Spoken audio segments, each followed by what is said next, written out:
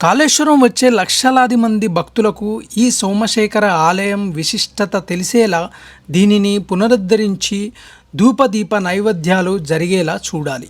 ఎన్నో శతాబ్దాల నాటి ప్రాచీన దేవతామూర్తుల విగ్రహాలు, శిల్పాలు మట్టిలో శిథిలమై కింద కప్పబడి ఉన్నాయి.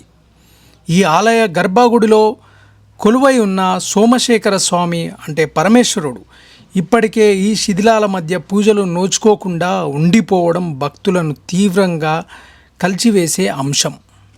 మీరే చూడండి, కనులారా ఆ సోమేశ్వరుడు ఎలా కనిపిస్తున్నాడో మీకు కూడా చూపించానని నేను అనుకుంటున్నాను.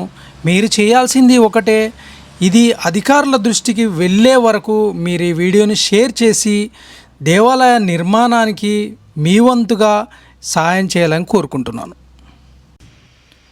త్రివేణి సంగమ క్షేత్రంలో భాగమైన ఈ ఆలయానికి పూర్వ వైభవం తెస్తే కాళేశ్వరం ఆధ్యాత్మిక పర్యాటకంగా మరింత గుర్తింపు పొందుతుంది. మీరేమంటారు? మీరు ఆ ప్రయత్నం చేస్తారు కదా. మీరు వీడియోని షేర్ చేయాలి, అధికారుల వరకు చేరేంత వరకు చేస్తే మనం చూపించిన ఈ ఆలయ యొక్క పునర్వైభవం మళ్ళీ తిరిగి వస్తుంది.